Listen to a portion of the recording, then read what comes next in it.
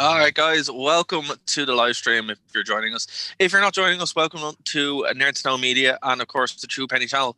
My name is Darrell Connor. I'm joined by Dave Stevens, and we have our first guest from the True Penny channel, Mr. James True Penny himself. How are things, sir? Hello, I'm surviving, which is about as much as we can manage in Britain at the moment. Staying alive, I believe, as the BG said, is the way forward. Well, that's all we can kind of do right now as this whole situation just keeps going and rolling. So, but look, 2020 sucked and it was terrible, but it was like a surprising year for wrestling. So we've actually ended up with quite a list ahead of us. And Dave was saying before we went on that we cover wrestling that happened 20 years ago. So, it's kind of interesting to talk about this. But there was a lot of really good stuff to talk about. And we've been kind of privileged in that sense to actually be able to talk about that good stuff because we cherry pick. So, but actually, before I get started, right, discussions as we're kind of going forward on this, because that would be very much appreciated.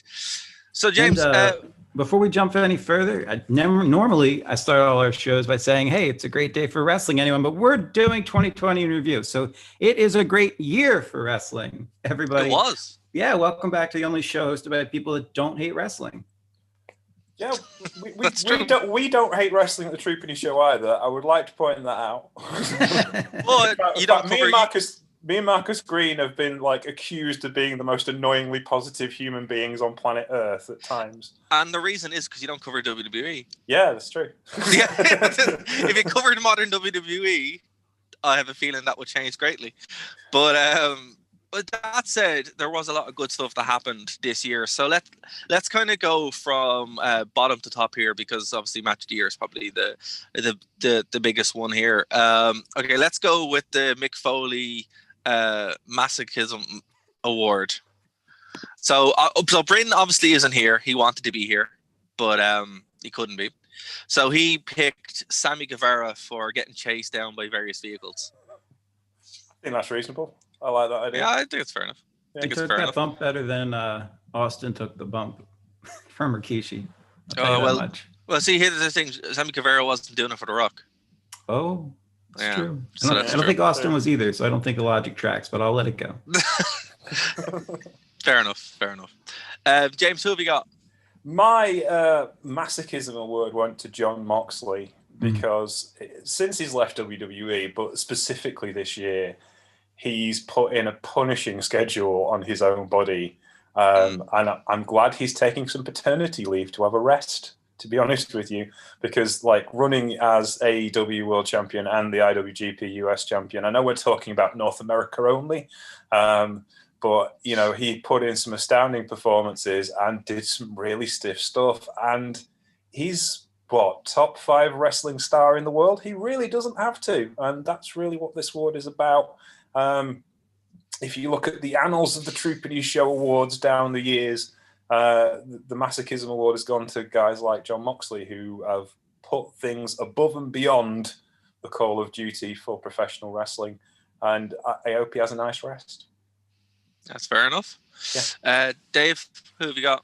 I actually have a joint award for this one. I'm giving it out to both Nick Gage and Schlack. Both are competitors on the death scene. And oh my goodness, they had an outing on February 16th. That Dave, people should not. What? Dave, people who pick someone who people have heard of. Well, they should. These people. What's the point of this? Give me somebody who did more crazy. I know. One pick in, and I'm already. That's Dave's not allowed to pick anybody for the rest of the year. I know. Yes. This is what happens when you let Dave pick things. He goes too obscure. I know. It's not too obscure. They need to be recognized, and honestly, in all sincerity, and I'm not just saying this because I'm friends with the promoter. They did. They really did have a crazy death match on February 16th. And we'll get to that promotion a little bit later with some of my other picks as well. Fair enough. I don't know. I think Sammy Guevara is a funny pick to go for. I would kind of go with you, James, with Jon Moxley, or name's gone. Where's the name gone? Help. Oh, skateboard dude, Darby Allin. Yes, Darby Allin. That's it. Because it's kind of like what Moxley's doing on the AEW side of things, Darby Allin's kind of doing in Impact. So it's pretty cool. Well, yeah, there's some feud there going on with Impact as well. So we'll kind of see what. But I like Darby Allin with the skateboard stuff. So I think so as well. I will say the best thing in wrestling, or one of the best things in wrestling that I've seen this year, was Nick Gage reading the Saint Nicholas story, which is just absolutely amazing and made my Christmas. Okay, so just to clarify, I tried to give Nick Gage this award. You guys lambasted me, and then he turns around and says, "By the way, one of my favorite moments of the year was Nick Gage, and that's super obscure." No, what's going on? Dara said, "Don't give it to people no one's giving." I like Nick Gage. I think he's great. Thank you. I laughed because you said, "I'm not saying it just because I'm friends with the promoter." I mean, that's true. That's true. That's true. And to be fair, John Dinsdale, one of my co-hosts at the True Penny Show, will love you for that, Dave, because he loves Nick Cage. John is the deathmatch editor at Steelchair Wrestling Magazine and covers BJW and all the freedoms and all the death stuff on GCW and everything in Japan. So John will be very happy with your choices. Can I just say one thing as well? Even though we picked Moxley, and he kind of is like the case in point for this, I also want to go with Omega for his work with Moxley, where it's like you didn't have to do all the stuff that you did, but the fact that you did it is really impressive as well. So I kind of had to be like, right, it's kind of the same thing where Moxley, like, he's already made, he's a millionaire, he doesn't have to do it.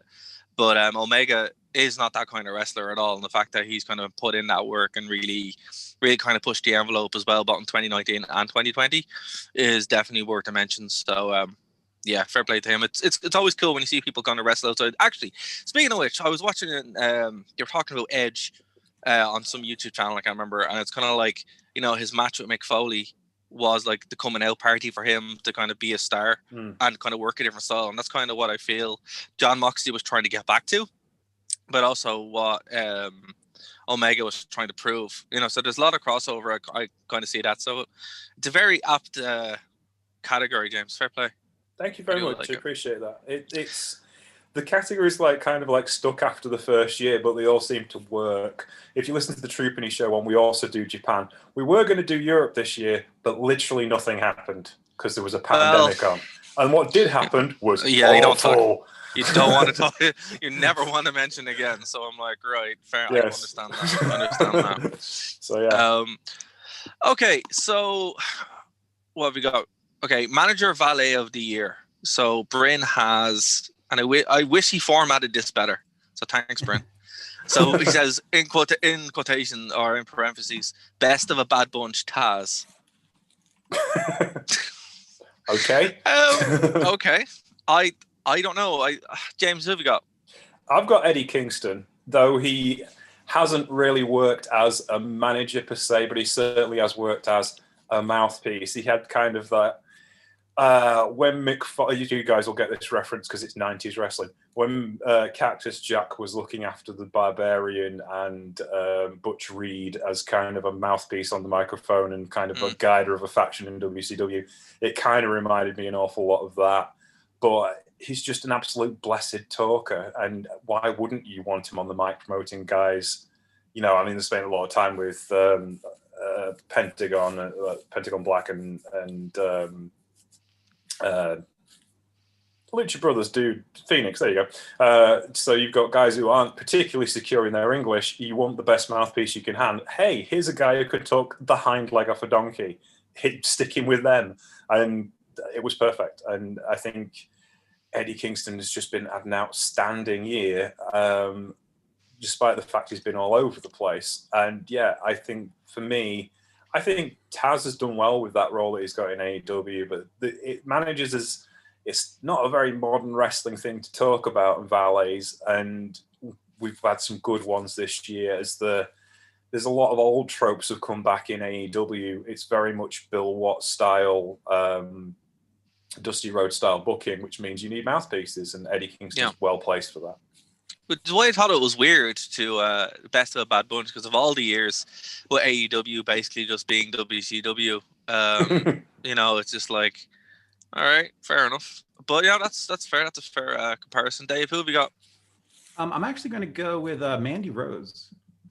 Interesting. Yeah, Otis had a really, really fun year at a Mm. time when he did not have any reason to. He was a joke character as part of a tag team with the heavy hitters at the beginning of the year. And then as this weird triangle thing worked where he was, first infatuated with Mandy, and then Dolph Ziggler tried to get in there with this triangle around Valentine's Day. Gosh, when he actually won Money in the Bank and just seeing like the celebrations that he had with Mandy when he won her from Dolph Ziggler, which is as 90s wrestling as you can get right there. Like, it was just, she really got over a guy that I didn't think would have its decent run as a singles competitor. Granted, you didn't get to cash in the case. Miz ended up winning it through shenanigans and whatnot, but I feel like she really elevated a guy that otherwise would have been on nobody's radar. Yeah, that sounds reasonable to me. That's fair. Thanks, guys. My second pick. I'm 1 for 1 in approval. I don't know. It's kind of interesting because it's a few, like, there's so many good to pick for, good, interesting characters to pick from in AEW because it's like that kind of throwback to it. So, like, I really liked what I seen with Jake Roberts working with Lance Archer. I think that this actually made him relevant. Tully Blanchard is, nah. I like Arn Anderson, even though I hate Cody Rhodes, and this is well known. Where was the Razzie side of this? Where was worst wrestler of the year, so I could put Cody Rhodes there? Because we're positive. Because we're positive people. Okay. And I would point out before you go any further, Steel Chair Wrestling Magazine's Best Wrestler of the Year 2020, Cody Rhodes. Carry on. Wait, the same Cody Rhodes that in 2020 got bashed open on the back of his skull with a steel chair? Yeah, no cross promotion there. Look, it's okay to be wrong. Everyone has opinions, right? But I know we jest, but not really. I don't know. But yeah, I don't know. I really like seeing Arn Anderson back, and yeah, for me, I think it has to go to either Arn Anderson or Jake Roberts. Like, obviously, you go Paul Heyman, but he hasn't really been busy this year. So, yeah, it goes to those two guys. Someone doesn't watch WWE. No, but you know what I mean? Like, Roman Reigns, full heel turn. Yeah, I know. It's at least honorable. Dude, I know. It's honorable, but, like, the Roman Reigns thing has taken its own. One, it's too obvious, and two, it's taking his turn now away where, yeah, he's like there, but he's not as much of a mouthpiece as he was with Brock Lesnar, for example. It's more they're building up this tribal chief thing with the Usos. So, fun fact, completely out of the blue, Brock Lesnar got paid $12 million by the WWE this year, allegedly. He wrestled 2 matches. Hey man, make that money. John Cena got paid $9 million this year. He wrestled 1 match, if you even want to call it a match. But what a match! Come on, we'll get to that. We will get to that. We will get to that. I was shocked when I saw that figure. Now, granted, I saw it on YouTube, and as everybody knows, YouTube is just pure nonsense. It has to be true. It's on YouTube. Absolutely. It's probably not far off that, I would think. I mean, we talk about this on the Truthing Show all the time. Like Toru Yano, if you're not familiar with Japanese wrestling, Toru Yano is a comedy wrestler in New Japan Pro Wrestling, and we consider him the best wrestler in the world, basically because he wrestles 5 minutes a night and gets paid $600,000 a year for wrestling 5 minutes a night. And really, that's absolutely taken the most out of what he can do, applied it better than anyone else in the wrestling industry, and went from being an undercard guy on NWA's TV show where he was thoroughly entertaining, and then taking it to being a main eventer in AEW within the space of 9 months. And I think that deserves an awful lot of kudos, because I've been a big fan of Eddie Kingston for a long time. And it was amazing to me as I was thinking about these awards these last few weeks that I'm a big Shikara fan. And obviously Shikara is not around anymore for obvious reasons, and it's a bit of a horrible end to why Shikara ended. But I look at those guys in 2010 to 2014, they run the industry now. Kota Ibushi won Rey de Voladores in 2011 at King of Trios. He's the IWGP Heavyweight Champion. The Young Bucks, who were Campañas de Parejas, are the AEW World Tag Team Champions. Eddie Kingston, who was the main man of Shikara, he was the ace of the company, is a main man at AEW and is a locker room leader at AEW. And to me, that shows you what kind of impact those guys had. And even Chuck Taylor, great. Yeah, Chuck Taylor. Yeah, that's true. Yeah. Chikara, just so that's kind of like one of my local wrestling promotions that I used to go to all the time. You had like Chikara and Ring of Honor. They would run the same buildings, and yeah, Evil Uno, loved him too. Yeah, exactly. Got some Super cool Smash pictures Brothers. of those guys. They're so much fun. Yeah, Evil Uno, or as he was Player Uno back then, was one of the first people I interviewed for wrestling stuff. Oh, cool. Because they were trying to get. It sounds insane now, but they were trying to get visas to the UK, and the only way you get a visa to come work in the UK is you have to have a body of work. So they were doing interviews. They were kind of desperate to have interviews to show how cool they were, so they could have things they could print off and take to the British consulate and say, we want a visa to come work in the UK, which sounds like, but that's the way it works now. Now AEW would sort that all out for them. They'd get a UK tour. They'd be fine. So I'm happy that those guys have got that kind of sway these days. Well, most improved here from Bryn has been Adam Page, which I can totally see why. But yeah, Dave, I'm going to say most improved has been Impact Wrestling. Like, okay. I went for wrestler, not Impact, but I think we're going to be very similar. So you explain first. Because we've talked about this a bunch of times in the Rewind, where it's like, it's no secret I've worked with TNA, with Impact for quite some time. And they went from being a company that had a lot of... okay, you're back. They had a lot of deep in thought there. Yeah, no, they had a lot of premise, but then a lot of promise. But then obviously what happened, and they kind of came back around. But kind of almost out of nowhere, they have revived and become probably what is the most interesting wrestling promotion of 2020. And then obviously doing the stuff with AEW as well, with their Impact Invasion. That's amazing. So for me, I'm like, most improved has to be Impact Wrestling, where, I would say to people, if you don't like wrestling or if you don't like WWE anymore, go watch Impact. And that would be my kind of talking point for most of 2020 would be that.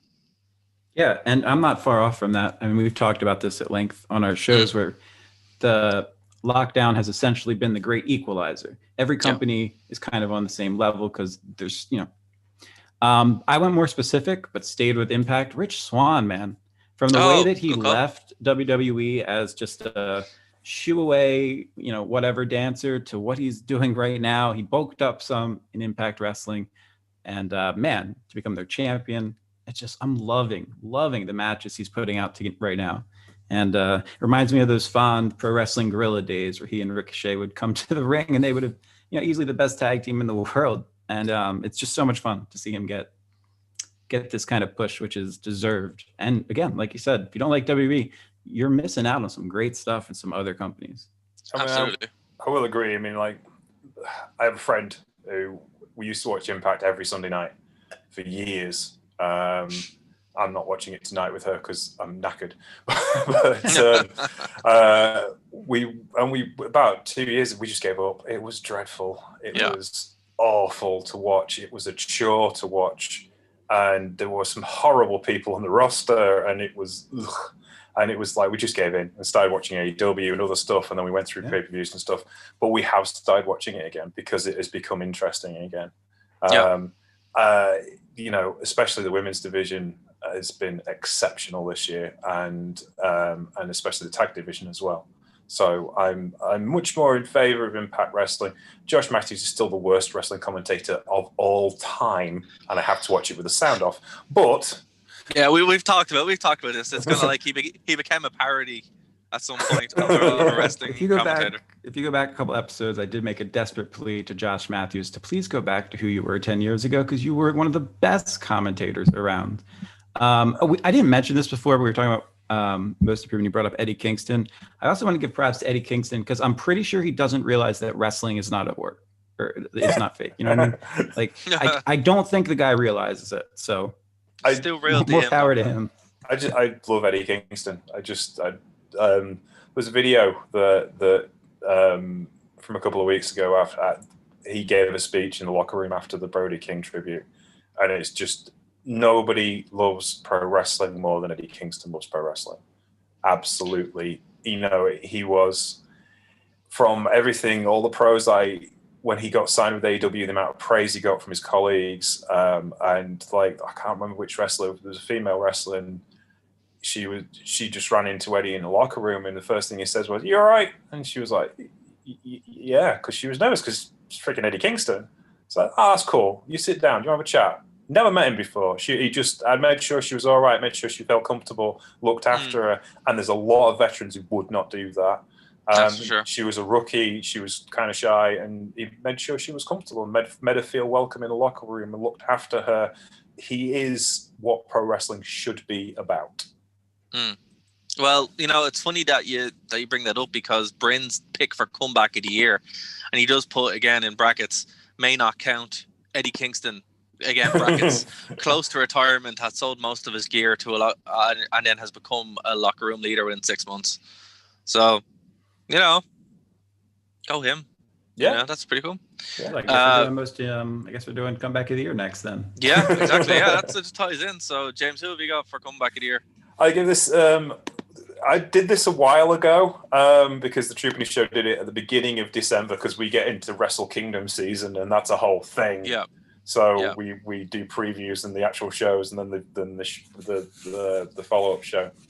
If you'd like to go to the Troopany channel, listen to Today at Wrestle Kingdom, and you can listen to me. And then on Monday you will be able to hear. Well, this will happen after that has happened. Anyway, yes. So we did it a while ago, but my picks were Motor City Machine Guns and the Rock and Roll Express, because Rock and Roll Express, Ricky Morton and Robert Gibson.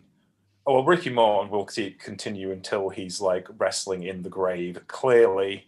And the fact that he had like a 20-minute barnstorming main event with Joey Janela at Spring Break is insane at his age, and bled everywhere over everybody. But the Rock and Roll Express have been literally one of the most vital tag teams in the world. They were NWA World Tag Team Champions for the umpteenth time at the beginning of this year. And just like, it's like, why are you doing this? You've got wrestling schools and you've earned a load of money, and they're doing it because they love it, and they can still do it, even though, Robert stands on the apron, does about 3 moves, and Ricky does all the work. That suicide dives though, man. Yeah. I was in shock when I saw that. But like, to be fair, Ricky Martin's like 64 and pulling out Canadian destroyers. It was fun to see. Yeah, and Canadian destroyers are the best. Yeah, and Motor City Machine Guns. We had Alex Shelley coming back was excellent, just because I love Alex Shelley. Yep. He's a brilliant wrestler, and he had the run in the Dusty Classic with to reform the Time Splitters, which was amazing, and then to come back full time.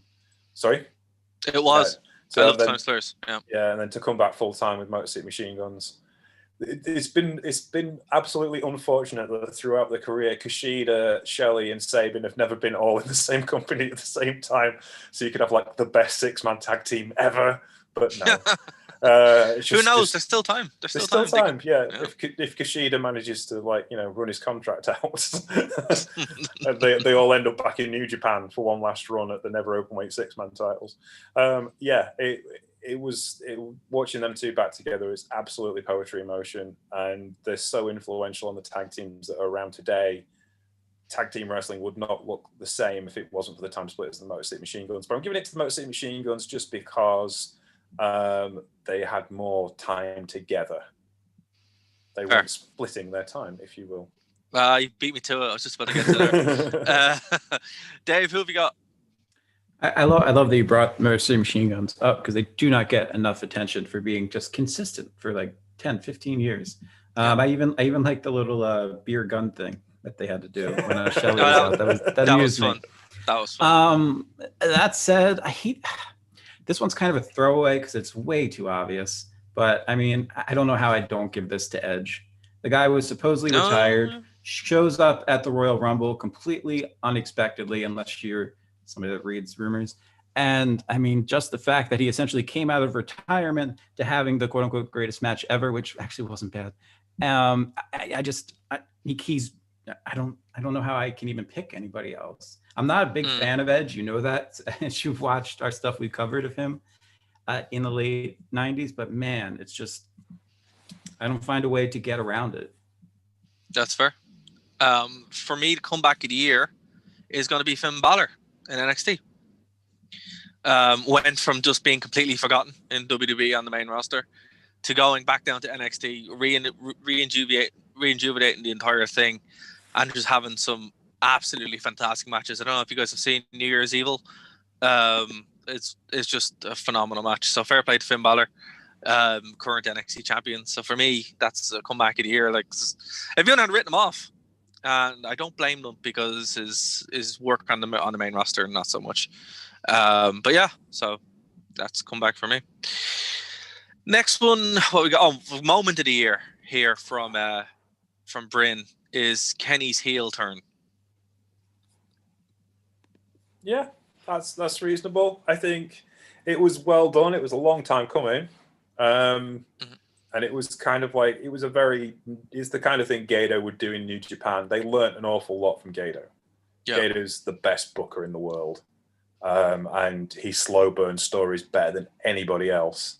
So I think they paid a lot of attention to what he was doing in New Japan, and I think that worked out well. And I would agree with Bryn that was certainly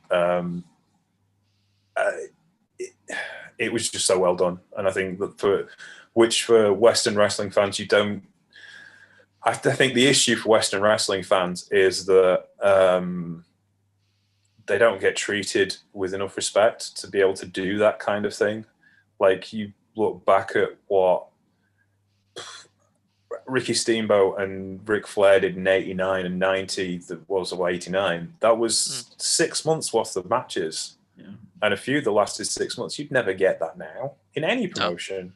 Western wrestling, as far as I'm concerned, is more about it's unfortunately become more about instant gratification than they just don't want the pops. They just want the moments. And they forget about the storylines and angles that keep you tuning in each week, not just once every 3 months on YouTube to see, oh, wait, something interesting happened. Let me check it out. Yeah, I mean, it's like when you look at Hollywood movies, they talk about things called gag fatigue. Like, if you've got a comedy, they will take jokes out because jokes have to have time to hit. You have to, have to sit back and relax and feed into them. And that's the thing that wrestling in North America does less of now, which I miss. It's one of the reasons why I like Japanese wrestling, because like the Tetsuya Naito story to the IWGP Heavyweight Championship literally took 6 years. I started watching when things were going downhill for him before they came up in 2013, and he didn't win the championship until 2000. Well, he did win the championship once, but the proper reign didn't start until 2020. That's a 7-year story that the fans have got their teeth into. They know everything about him. That's why they love Naito. Nato's supposedly a heel, but he's the most beloved wrestler in New Japan because the fans have bought into what he's selling. And that's what I like about the Kenny story with AEW. It's not my pick, but certainly I think it certainly hit home a lot more than a lot of stories in North America have done. I will have to say, it's like one of the biggest criticisms that you can have about wrestling in the West nowadays is, obviously it's not week to week. It's more like tweet to tweet. Where you kind of clip to it, and that's what it really feels like. But the only real kind of change in that is Impact, right? Impact Wrestling is not doing that now. They are taking a lot more of their time to do stuff, and we talked about this, Dave, on the Rewind with the whole Ken Shamrock thing with Sami Callihan, and then just that whole feud is just a year in the making, where it keeps coming and going. Or to throw on to what you're saying, since you're talking Eddie Impact, Edwards as well. Yeah, I was going to say the Eddie Edwards, Sami Callihan bat incident. I mean, they're still using that.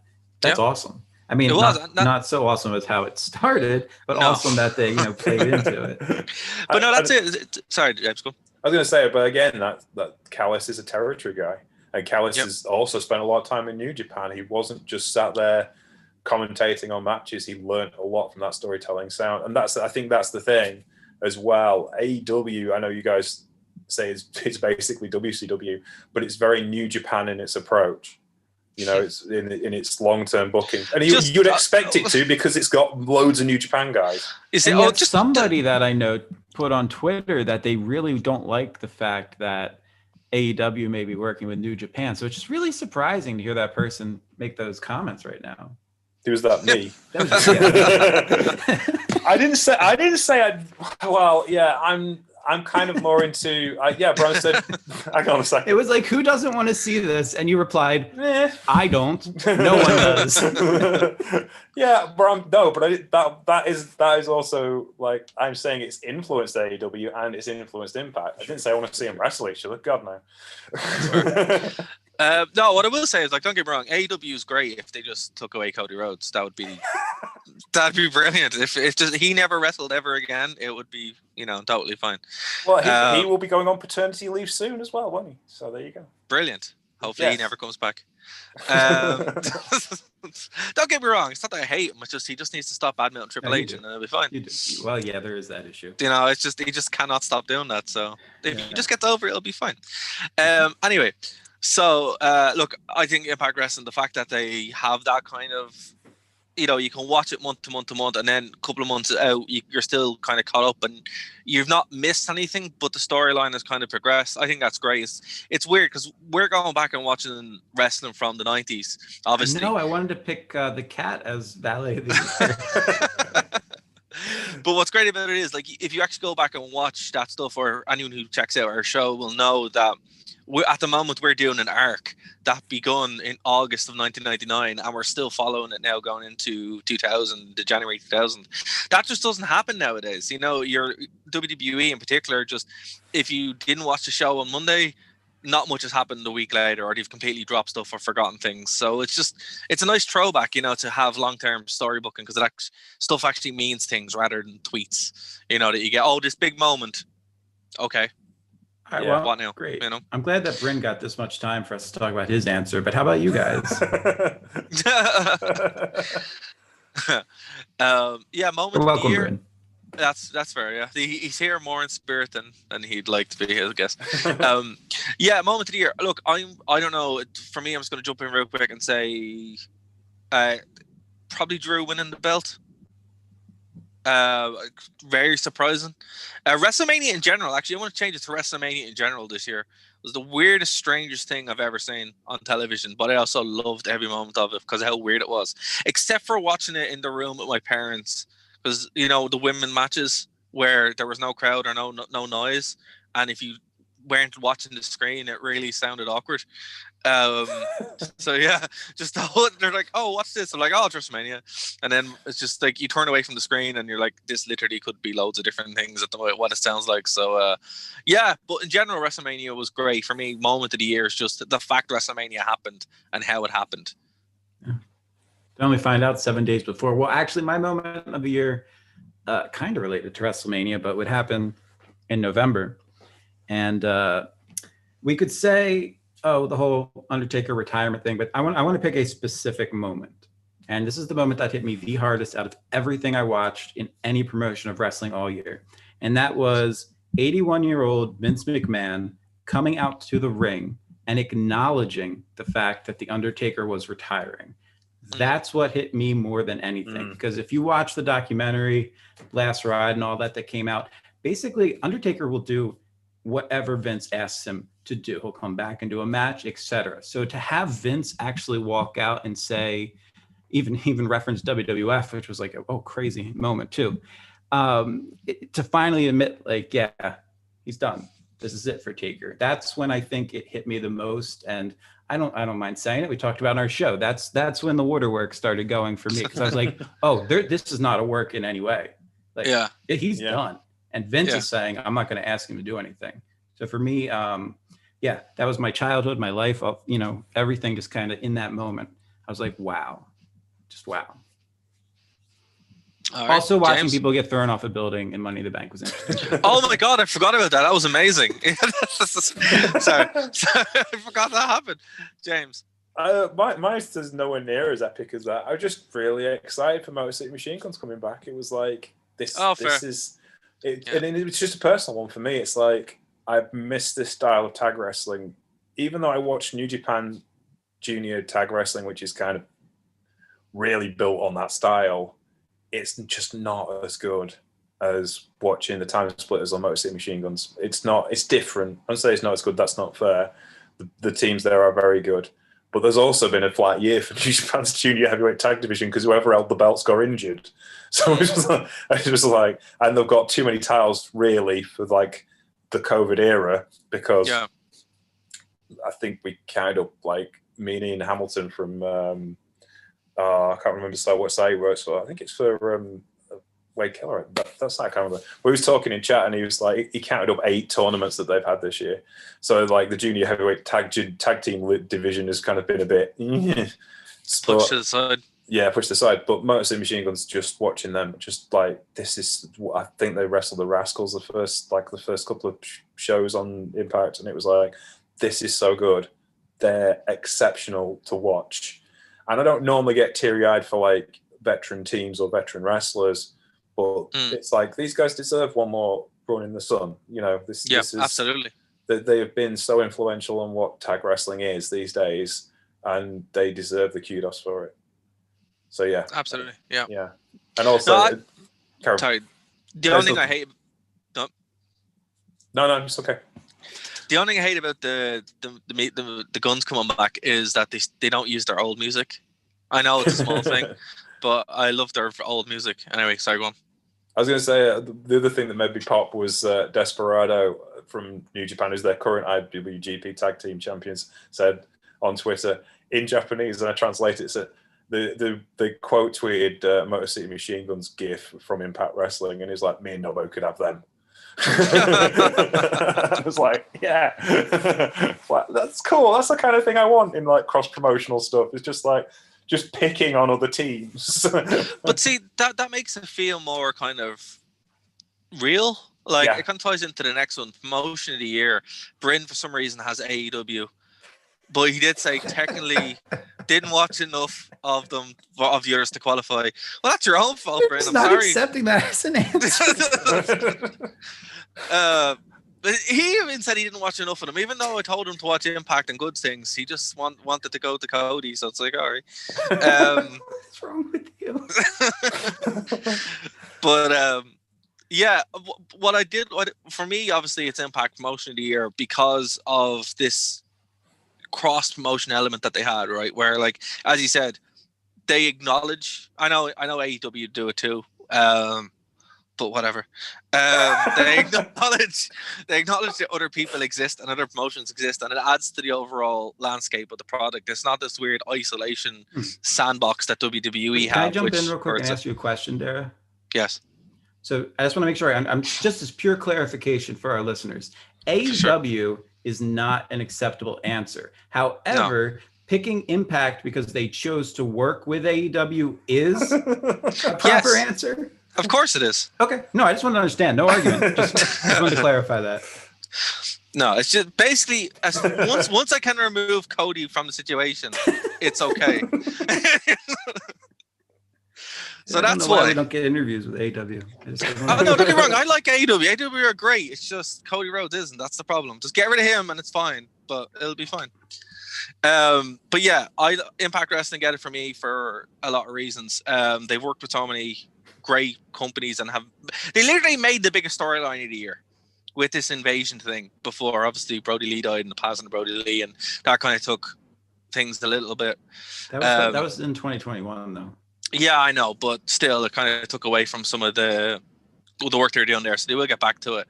But it changed the wrestling landscape literally overnight. So fair play to Impact Wrestling for doing that.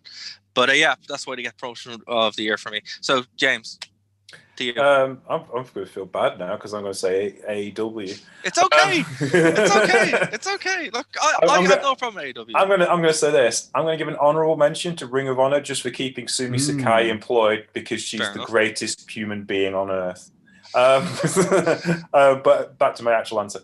AEW, just because they've been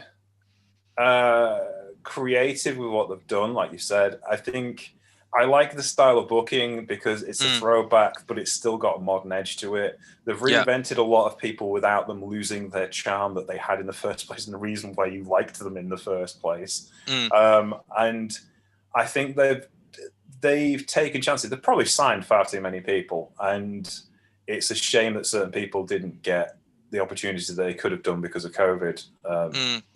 But equally, I think they found some diamonds in the rough, like people like Anna Jay. She's great, and I think she's going to do really well. And I think that Diamond only Dallas thing- Page.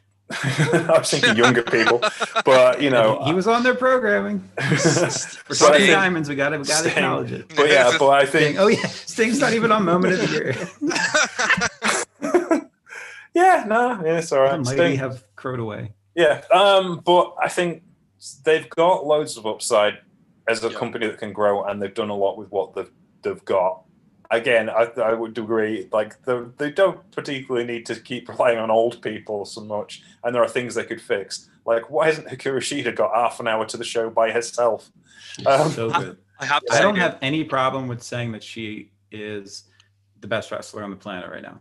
I don't. Yeah. I don't mind. Like, you know, Ishiki or any of them. There's just, oh my gosh, something really special happening there, and they don't get enough attention. And it's, I think it's because of people like myself, people like Dara, where whether it's just the language barrier or what it's, you know, maybe it's the time that we have in the week when we actually do get to sit down and watch like a cup from New Japan, blown away. But normally it's not where our attention falls. So I feel like a lot of people don't realize what they're missing out on. Hikaru Shida has been a top 10 wrestler for the last 7 years. Yeah. She had a match with Aja Kong 2 years ago, just before she signed with AEW, which is one of the best matches I've ever seen.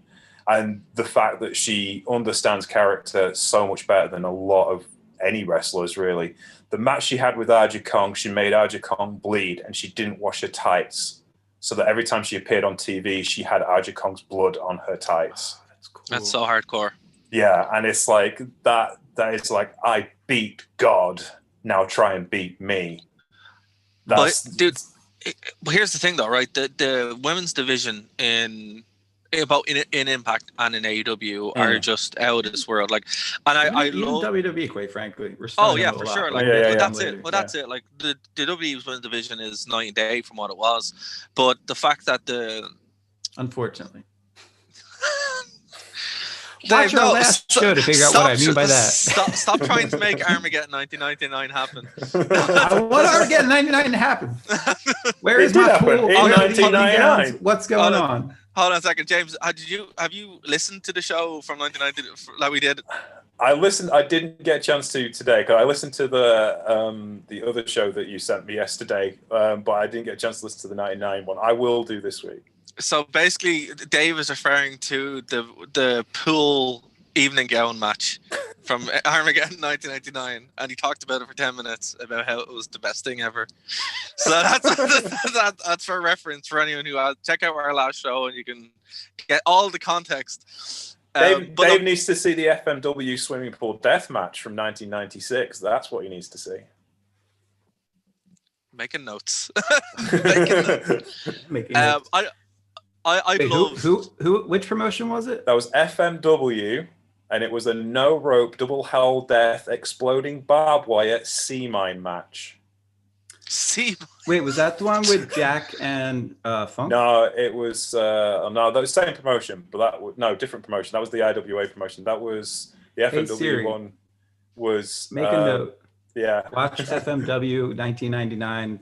96. Also 96. 96, yes. It was Anita and a bunch of other people, and it's just ridiculous. It's just the most crazy thing. It's in the the Tokyo Olympic swimming stadium, and they put the ring in a pontoon in the middle of the swimming pool and lay mines around the outside. I think Mike Awesome's in that match as well. Oh, that would make sense. Yes. Yeah. And shout out to Mike Awesome, one of our biggest supporters this year. For reference, Dave didn't know that Mike Awesome was dead. Oh, really? Yeah. I talked at great length for how impressed I was, and I was wondering why he wasn't making a comeback. Derek thought I was joking. He didn't decide to fill me in. So that was a moment from 2020. If you guys want to look back on podcast. So Dave now knows why Mike Awesome isn't making returns anymore. But look, I do have to say, the female division is fantastic in AEW. I've really enjoyed the influence of Japanese talent. I pretty much everything you guys have said is pretty cool. Also, the fact Serena Deeb is there is nice, but we do have to give props, and it's weird because there's the best wrestler, best match, all that kind of stuff of the year. But I don't know if we were picking male or females for this. Oh no! We don't do Do I not even get to make divisions. a pick for promotion of the year? No, the only reason why is because no matter who I pick for best wrestler of the year. Would you stop it? I haven't even made a pick for best promotion of the year. Hold on. There is no hold on. Why are we going on to another category? I just want to say How one thing. How are you going to chop this video up when my choice happens 5 minutes later? I just want to say one thing. No respect. I'm like Rodney Dangerfield right now. I get no respect around here. Dave, I just want to say one thing. The only reason why is because he's still justifying. No, when we get to it, I'm going to have 2 picks, so I just want to make sure that's okay. No, it has to be one. The okay. show has always been genderless. Meiko Satomura was picked as the greatest wrestler in the world, which she is, for the last 6 years. So that's it. One. I know, but now I can't cheat. Okay, all right, go on, Dave. Sorry, Dave. Your pick. Your pick. Anyway, promotion of the year, I'm going to give it up to GCW. Game Changer Wrestling, who I referenced earlier with the Gage vs. Slack match. And my reason is this. That is the only promotion during lockdown that I have been actually able to attend a show for. They've done really creative workarounds because it's an indie company, mostly deathmatch styled. It's basically what CZW turned into once everybody from CZW left. And went over to this company, and they did drive-ins in Atlantic City. So they did drive-in wrestling live shows so that talent could get paid. They did a socially distanced one that I went to on a farm back in, I think it was June, actually. So they continued to grow. They continued to expand their fan base. They got into a partnership with Fight TV, etc.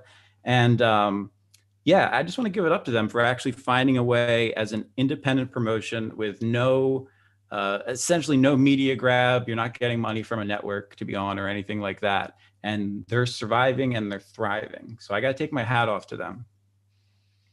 Okay. Very cool. Very cool.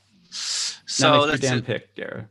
No, I'm not making my pick yet. I've already said my promotion of the year. Feud of the year.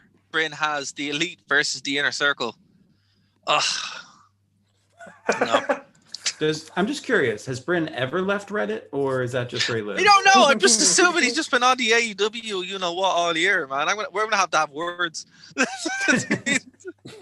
I know he's had a busy year, but come on. This is too Reddity for me. Okay.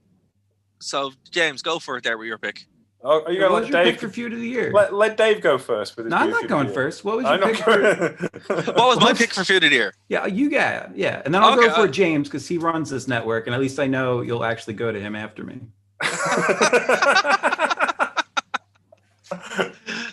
Okay. Dave, that's made me feel really powerful, and I appreciate it. You are. You can cancel Dara anytime you want. That's true. That's true. I mean, I don't know how I'll stream, but you can cancel them. That's fair. That's fair. Okay. Let's see. I don't know. It's weird, right? Because I usually hate this guy, but I have to say Cena and the Fiend's feud is pretty good. For that match at WrestleMania in particular, I just thought that was such a weird, unique way of doing it, and then obviously adapting with the whole virus thing as well to going in and having their Fireflies Fun Health match. That has to get it. It was such a good feud. It's either that or AJ Styles and Taker for again the similar kind of thing, but going completely 2 different ways. So yeah, it has to go to those two. Like they were big standouts early on in the year, and I think if what happened didn't happen, I think I probably have a much different opinion on Cena, Fiend, but I think, and the same even with Taker and AJ, but I think it's the tie up between those two for me. Okay. Well, that segues in well for mine. My feud of the year is pretty generalized actually, and that is professional wrestling versus the pandemic. Because there's maybe nothing more surprising for me than the fact that wrestling continued. I knew it would in some fashion. It's not like it was going to disappear, but they managed to not miss a week. Each of the major promotions, AEW, Impact, WWE, they all found ways to still get their talent paid, essentially still operate as a business. This could have easily destroyed any of them.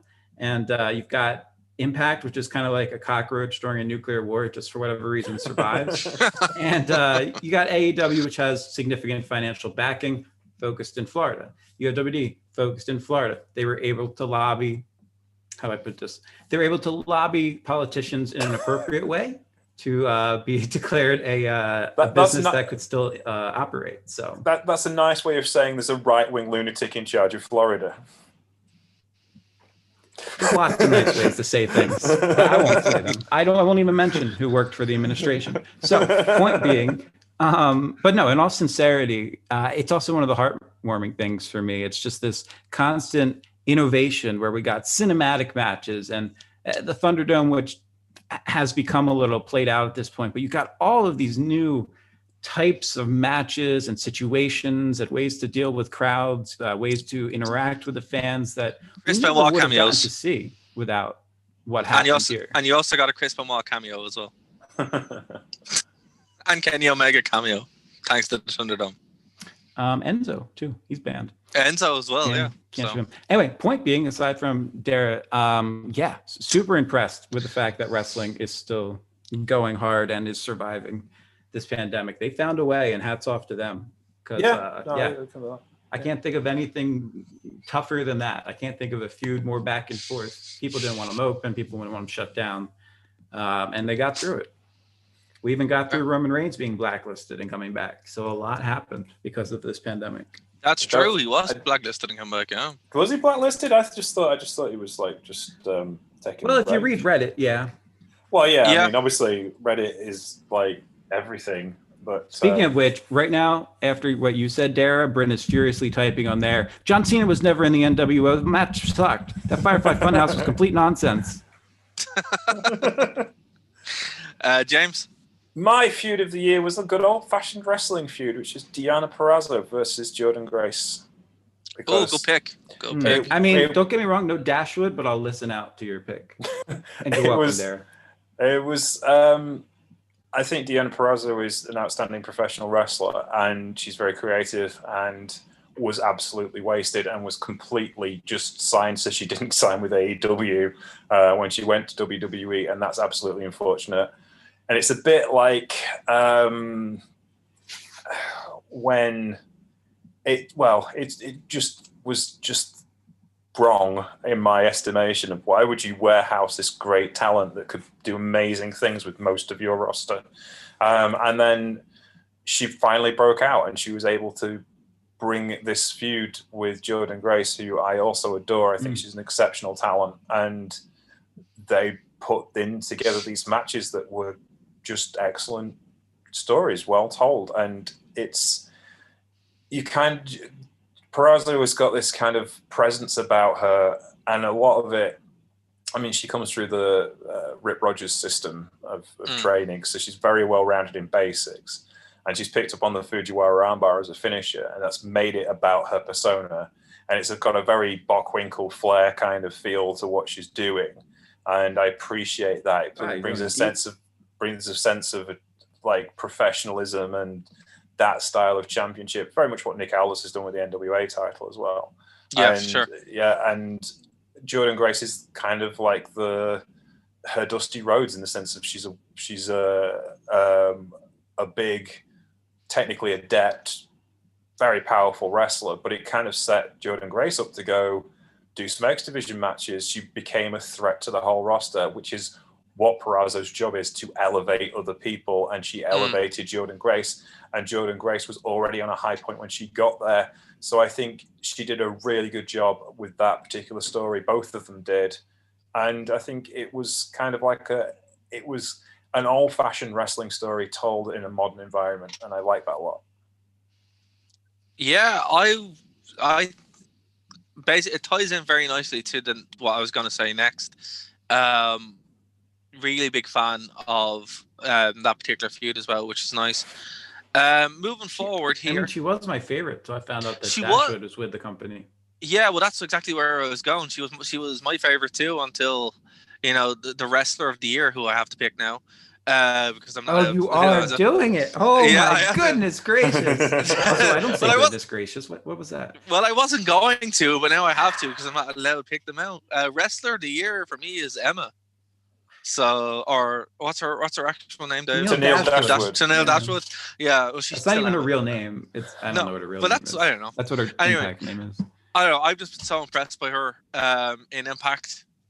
It's been great. I've enjoyed everything she's been on.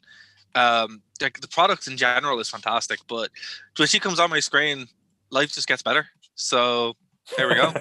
So she gets the win. Fair enough. Yeah, she's something special.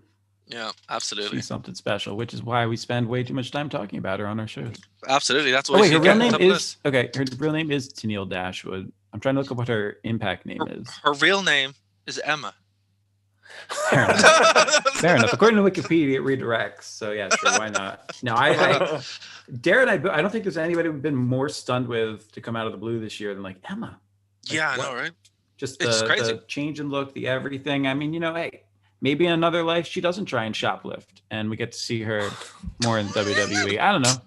I know morals and ethics are hard to maintain, but it's because she spent a year in Women of Honor and then therefore may as well have been on the other side of the planet. True, but I have to say, all the work that she's done, honestly, it's all there. She's the total package, and the pool of women that she's actually competing against, it's great. It wasn't even that. There's been loads of mixed matches as well in Impact Wrestling. So her interaction as well in those have been absolutely hilarious, where she's just taking selfies and stuff.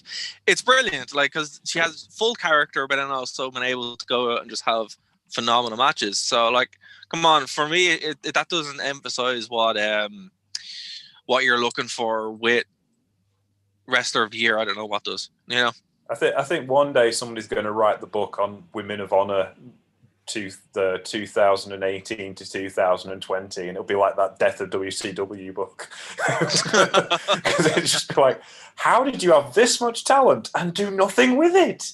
But yeah.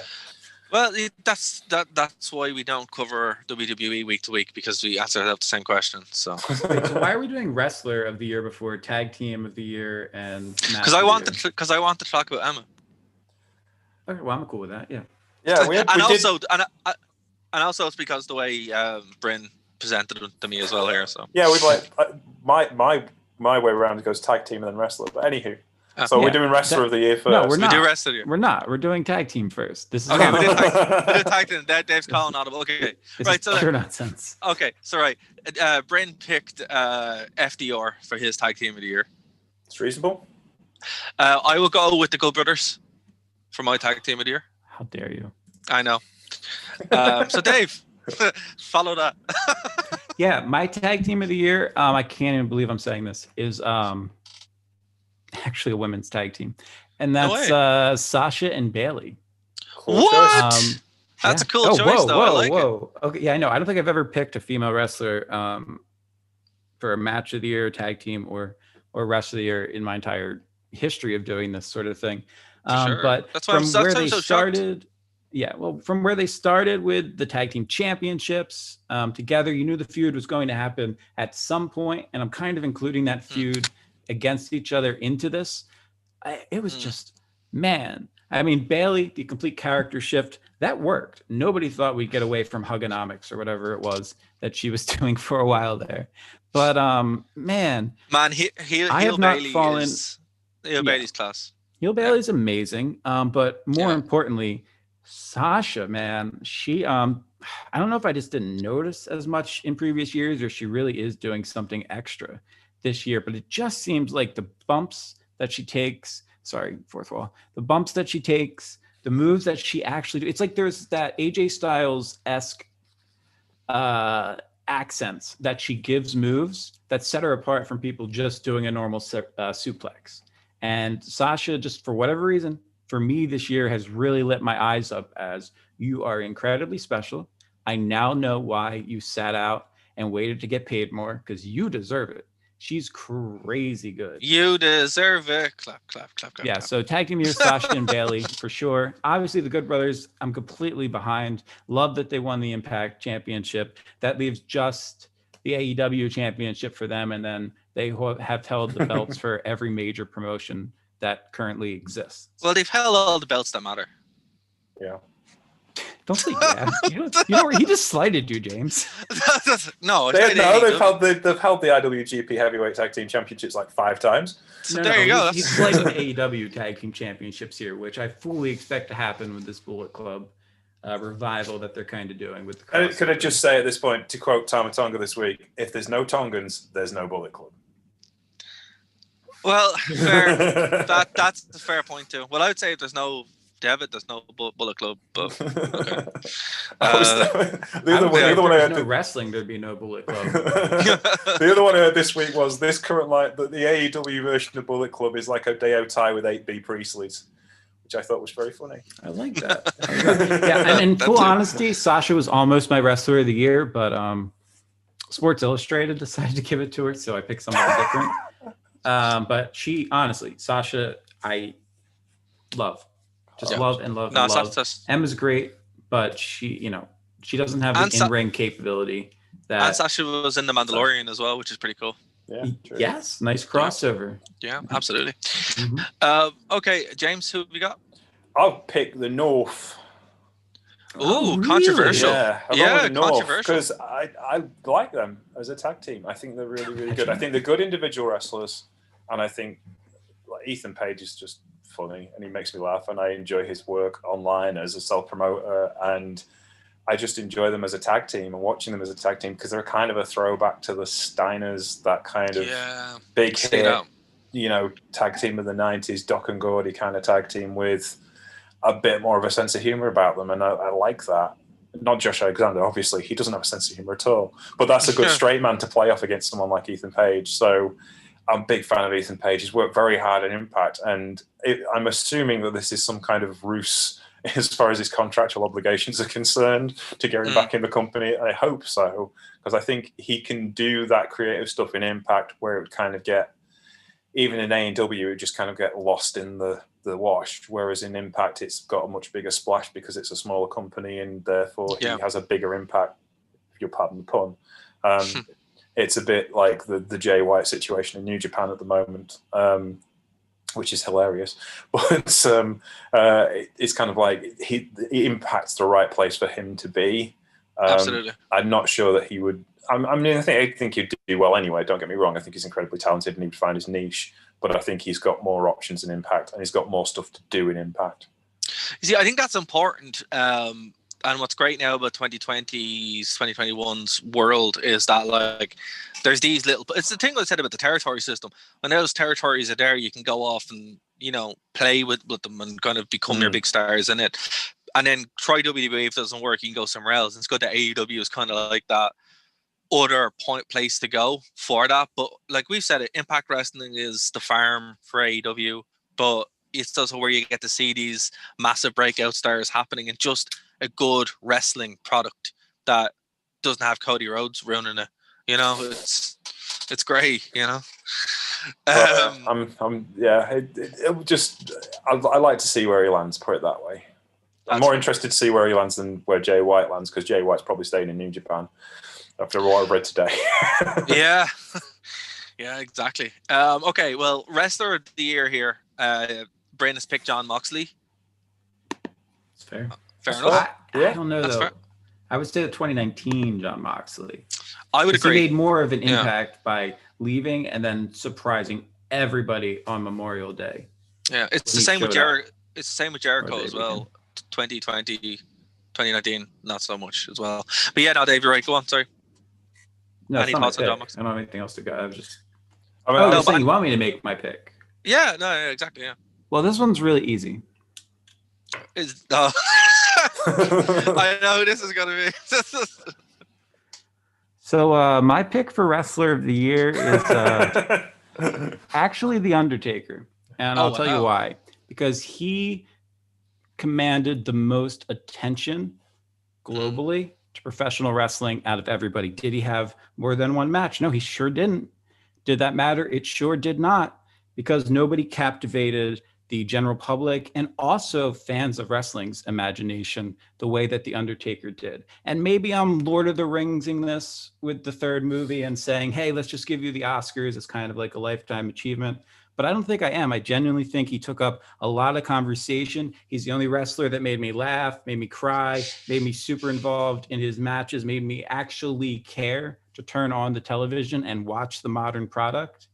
And the documentary that they put out about him is a must watch. You absolutely must watch this on the network if you haven't. The sit down with Kane, the Brothers in Destruction, was brilliant. And then the way that his retirement was handled, just perfection. Nobody's been able to keep my attention the way that Taker has. And that's so weird, because I never even considered him one of my favorite wrestlers. And Darren and I talked about this on one of the shows, where it was like, this year I realized that something I've never realized before, and that's that Undertaker is my favorite wrestler of all time, and I had no idea until I realized he was gone.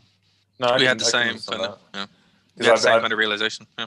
I've been watching Mark Calloway wrestle for 31 years. You know, I'm not a WWE fan anymore, and I don't watch WWE, and I wasn't really caught up in it as much as I pick out the bits I want to see and stuff. But it certainly felt like, you know, he's been a part of my life for over half my life. Yeah. You know, and he had great matches in his day, and he still continued to have great matches all the way through to more or less the end. And I think that's the thing. And there are guys like that out there that are going to be, who just transcend the industry, and he's one of those guys. People talk about wrestling like we used to talk about Big Daddy here and Giant A-Stacks. He's that guy for WWE. People will know of the unfortunate stuff with Hulk Hogan, but equally, you know, The Undertaker is still on that level as far as his depth is concerned, as far as his work, his body of work is concerned. You know, that actual work rate that because he was the first big guy who could do that stuff. You know, you had, you know, people like Diesel and Sid and the 6'10" guys who seemed to be 10 a penny in that era, but he was the only one who could work a believable match and work with anyone and still make it look believable. Like wrestling guys like Bret Hart, who were like 6 inches shorter and 100 pounds lighter, he could make them seem like a viable threat to him. And even so, yeah, he did so much in that period of time.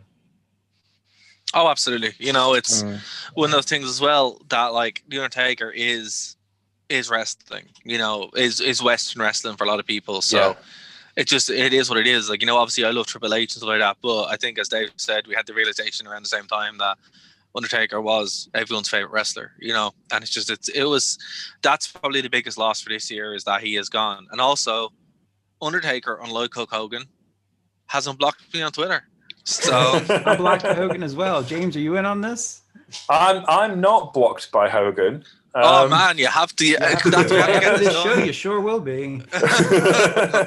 I'm not blocked by Hogan. I will tell you this: Mike Freeland is blocked by Jim Cornette, and they work for the same network. Amazing. Hey, Cornette, if you come across this, Vince Russo is 1,000 times the man, booker, promoter, storyline creator than you will ever be in your wildest imaginations. Oh, they both work for LMW, and yes, Cornette blocked Mike years ago. Well, bless him. There you go. Okay, so we have one category left. It's match of the year. No, I haven't said my wrestler of the year yet. Oh, sorry. Yeah, Darren just doesn't care about us. As long as he and the ring get in, he's not even here. No, it's not. This is what you do. This is why Dave works. He keeps me on track. Yeah, that's a role reversal. Sure. So, my wrestler of the year, which is going to seem like no, it's not a lesser choice, but I picked Jordynne Grace because, for the similar reasons I talked a lot about Eddie Kingston, she's just really good at what she does. She's a great example of what you should be as a professional wrestler. And I'm even more respect for her now because she pretty much is one of the best social media users for her as a self-promotional tool. She's a great example of it. And she spent the last year, you know, kind of picking fights. Well, not picking fights, but defending women's wrestling, defending women in wrestling, and her choices of doing what she does. And she gets a lot of stick because she's married to a black guy who is also a very good wrestler as well, and John Gresham. And so she stood up for racism, stood up against racism, rather. She stood up against racism. She stood up against sexism. I was like, what? Yeah, she's okay. Gotcha. And she's done that. And then this year she said, I'm not doing it anymore. I shouldn't have to keep telling you and educating you. I'm going to stay away from drama.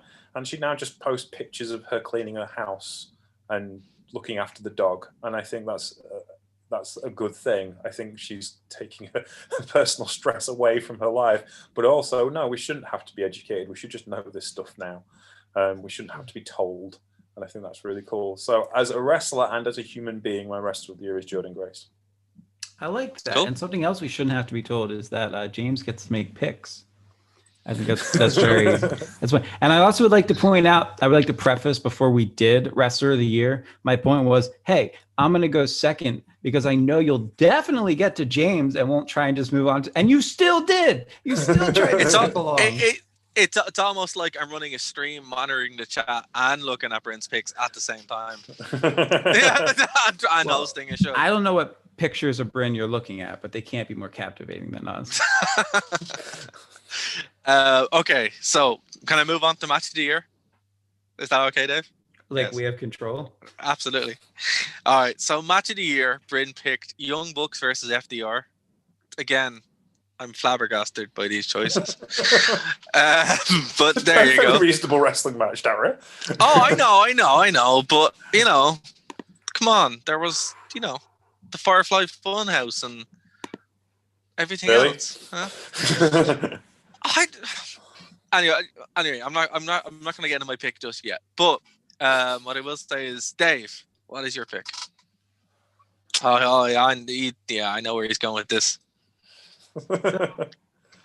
Easily the Boneyard match was my match of the year, and that's not even a cheap plug. I mean, quite frankly, this was a really, really weird time in wrestling when this happened. We found out about 7 days before WrestleMania that no, we can't use the stadium, you can't use anything, you need to completely relocate, you need to come up with different ideas for matches. And this was a surge of creative juices that I don't think the WWE has had since like 2007. And it was amazing to watch this cinematic universe that they brought us into, which sadly has faded away from their products since the introduction of the Thunderdome.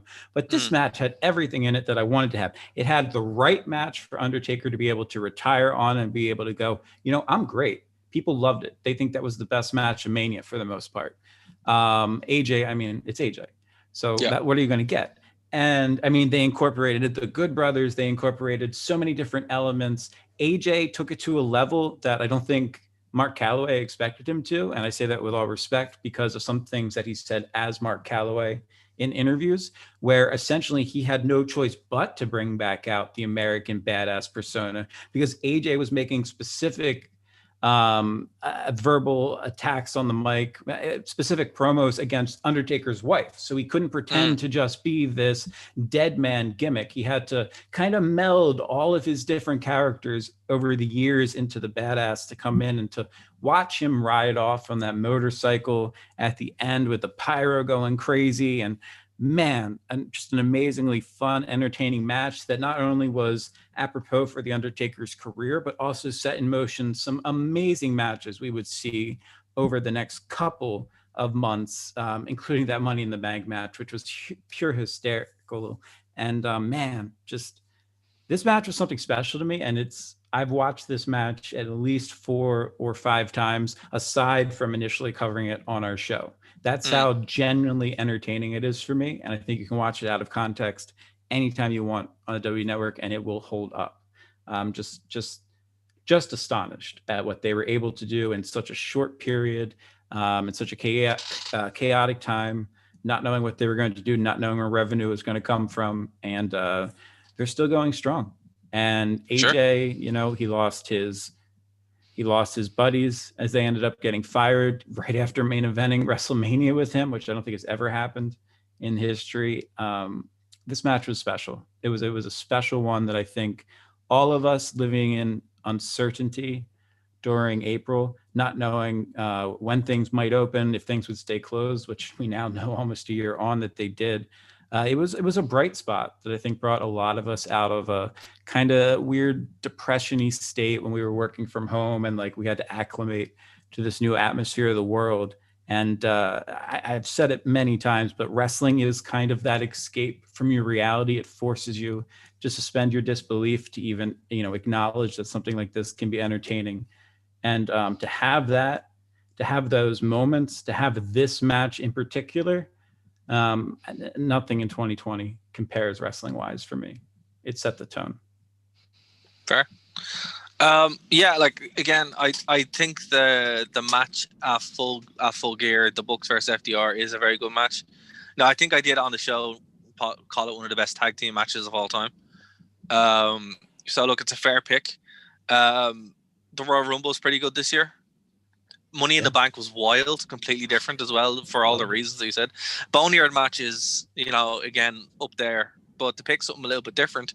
And surprisingly, the greatest wrestling match of all time, or greatest wrestling match ever. It wasn't, but it was close. It was surprisingly good. And we were both amazed to see this was back when WWE was actually handling things appropriately. Yeah, they were trying new things. I agree with you, Dara. The fact that match, I watched it out of grim, morbid curiosity to be like, you've made big promises. There's no way you can follow through on this. And then they follow through and have probably one of the best matches WWE's ever done. One of the best matches Edge and Orton have ever done collectively. And it's just unbelievable. I really enjoyed it from bell to bell. It was just so good. So yeah, that has to get my pick for me, purely because it's so unbelievable. WWE make promises and actually kept them. So yeah, that gets it for me. But there's so many good matches this year. It's really hard to pick. This wasn't a Bethesda 16 times the detail Fallout 76 thing. They lived up to you're welcome, people who get that reference. They really did live up to a lot of the hype in that match. And I just wanted to kind of quickly tag on to my AJ versus Undertaker Boneyard match. If you want a straight wrestling match that was done really for no fans, just people in attendance and be broadcasted, AJ Styles versus Daniel Bryan on an episode of SmackDown. That was so good. I don't even know if it was for the Intercontinental title or if it was just for, I'm not sure what the details were in terms of that because it's slipping my mind, but that was an incredible straight up wrestling match where it wasn't all big moves and flashy things. It essentially, they did it as a clinic to show up and coming wrestlers, this is how you do the fundamentals perfectly and how you can get over using the fundamentals, and they put it on full display. So I want to throw it in as an honorable mention. Gulak did a similar one with Bryan as well this year. Yes. Very similar match to it. And New Year's Evil, which is 2021 as well, kind of follows the same platform. But sorry, James, you got the last pick of the show. Mine's kind of basic, like really basic, and it is a game changer wrestling match. It's actually from Bloodsport 3, and it's Sienna versus Lindsay Snow in the women's final of the tournament they had this year. And the reason why I picked that match is I like my wrestling visceral and realistic, and it was visceral and realistic. They hammered the hell out of one another, and it was a fun tournament, and it was nice that they finally had some women's match, well, more women's matches on that particular format than they've had in the past. I have a lot of time for Sienna. I think she's an incredibly good wrestler, and she has got a main event mind, so that was going to help the match. Lindsay Snow is very, very good, and it just kicked for me. And there was a lot of good stuff on the collective weekend. One of my other favorites was Sonny Kiss versus Cassandra, which was amazing. But this one, and it's kind of a similar reason to what Dave said, in the sense of wrestling in the pandemic took a long while to figure out what it was going to be like. Yes. And this was kind of a throwback to what wrestling used to be like, because it's shoot style, and that's kind of where I enjoy wrestling the most in a lot of senses. So for me, it was like, we don't have to be flashy. We don't have to have cinematic matches. If that's your thing, that's cool. Don't get me wrong. But we can have two people. There's a prize. They're going for that prize, and that's all the story you need. And that was what really drew me to that match. I mean, there's Moxley versus Dickinson was on that card as well, but I thought this blew that away as far as like storytelling was concerned, and just having this visceral experience of what a professional wrestling match should be like. It's the exact opposite of the Undertaker thing, I suppose, really. But it was I still like it for the same reasons as Dave explained. Yeah, I like that's fair. Yeah. I like that. By the way, Dara, take that for not accepting my pick earlier. He just picked the match from that promotion as match of the year. I'm glad he saved that in his back pocket. It's all right. Clarify and get that out there, you know. Yeah, I mean, back in the day, it was like Mickey Knuckles, and that's it. That's all he really had in that scene. So it's been really cool to see people added into it like that. Love it. He's not wrong. All right, guys. Well, that's going to do it for the 2020 year-end awards for North American Wrestling. Want to thank Bryn for sending his picks. Want to thank Dave, obviously, for co-hosting the show with me and giving me a hard time. And James, thank you so much for coming on. It's been an absolute pleasure. You're welcome anytime on the show. This has been really fun. Thank you very much. I appreciate that. And you're always welcome back on the Troopy Show. Dave, as well as Dario. Dave, if you'd like to come and review weird Japanese wrestling with me, you're more than welcome. We'll find some early 90s C4 stuff from Japan. We'll do it. We can do. There must be one FMW card that we haven't looked at. We do a series on the Troopany Show called The History of Japanese Wrestling. And because FMW cards are so easy to find on YouTube, because as soon as one comes down, someone else sticks it up somewhere else. We've done everything FMW ever did. But I'm sure we can find one just for you, Dave. Probably involving a swimming pool, so you feel at home. If one thing we've learned about Dave, he loves swimming pools. So listen, I'm house hunting right now. You know, we're trying to get more room for the baby, and you know, we want a swimming pool in the future. So these are things that have to be taken into consideration. So you can have your own, sea mine matches. Exactly, because those other types of matches will not be happening. No, definitely not. But Jay, it was scary, man. People legitimately. Oh God, Japan. So James, if people are checking out the channel the first time and haven't had a chance to check your stuff out, how can they do it? Where can they find you? They can find me at Sheriff Lone Star. They can find the show at Troopany Show on Twitter, The Troopany Show on Facebook, and on Patreon at The Troopany Show as well.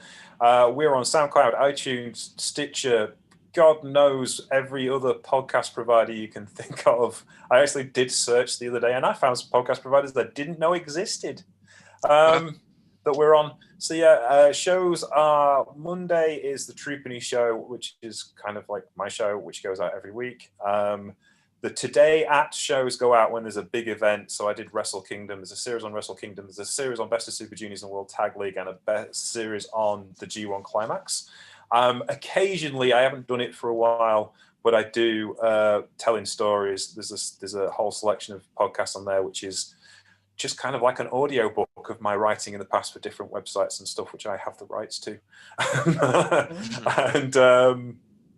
and of course there is the Wrestling Rewind, which is up every Thursday-ish. Thursday-ish. Supposed to be on a Thursday when Dara gets it to me. Yeah, well, we've swapped to taping now on Friday nights, or going live on Friday nights. So it's not going to happen on Thursday. It's not going to happen on Thursday.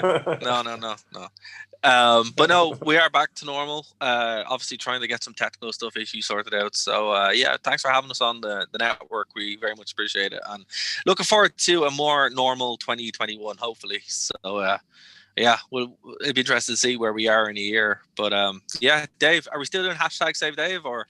Oh yeah, sure. It's I got one new follower, so let's keep it going. Hashtag Save Dave. Was he gone? He's gone. This right here. There he is. There it is. The Dave Stevens on Twitter. Don't follow me there.